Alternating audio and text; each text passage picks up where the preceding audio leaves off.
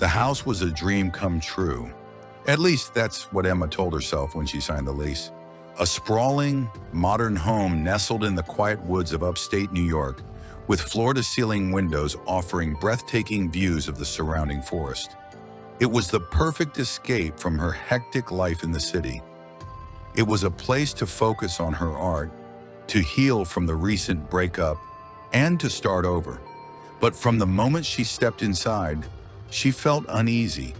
The windows were the first thing she noticed. They were everywhere, reflecting the world outside like a series of mirrors. During the day, they filled the house with light, but at night they became something else entirely. Shadows danced where they shouldn't. Reflections seemed to linger a second too long. She even saw movement in the windows sometimes, as if something was watching her. Emma tried to dismiss it, telling herself it was just her imagination.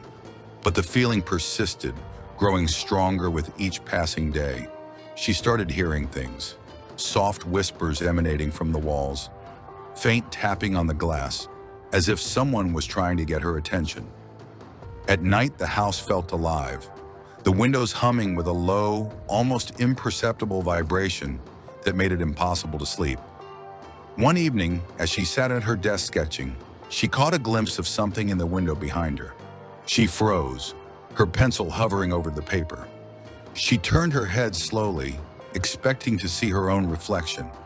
But the figure in the glass wasn't her. It was a woman. Her face was pale and gaunt. Her eyes were hollow and unblinking. Emma spun around, her heart racing, but the room was empty. When she looked back at the window, the woman was gone. She told herself it was just a trick of the light. But the next morning, she found something that made her blood run cold. On one of the windows, etched into the glass, was a single word: help. Emma's hands trembled as she traced the letters. They were faint, as if someone had scratched them into the surface with a fingernail. She grabbed a cloth and tried to wipe them away, but they wouldn't budge. It was as if the word had been etched into the glass itself. That night, the whispers grew louder. Emma sat on the couch, clutching a blanket, her eyes darting to the windows. The reflections shifted and warped, the figures in the glass moving independently of the world outside. She tried to call a friend, but her phone had no signal. She tried to leave, but her car wouldn't start. She was trapped. The next morning, she was determined to explore the house and find an explanation for what was happening. In the basement, she discovered a stack of yellowed newspapers. The headline sent a chill down her spine. Local woman disappears without a trace. Mysterious deaths in glass house. Unexplained phenomena plague New York woods. As she read through the articles, a horrifying picture began to emerge. The house had a history, a dark one. Decades ago, a woman named Clara had lived there. She was a recluse who was rumored to have dabbled in the occult. She had disappeared under mysterious circumstances, and since then, the house had been abandoned, its windows said to hold a terrible secret. Emma's heart pounded as she climbed the stairs back to the main floor. The windows closed in around her, the reflections growing more distorted, more menacing. She could feel the woman's presence, a cold, oppressive weight pressing down on her chest. That night, the house came alive. The whispers turned to screams, the tapping to pounding.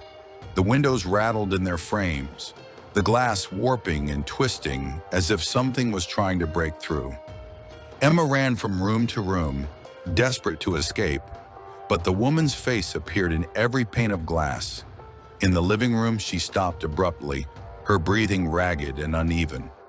The windows were covered in handprints, smeared as if someone or something had been trying to claw its way out. Then she saw her, the woman standing in the center of the room, her hollow eyes fixed on Emma. "You shouldn't have come here," the woman said, her voice cold and echoing. Emma backed away, her heart pounding. "Who are you? What do you want?"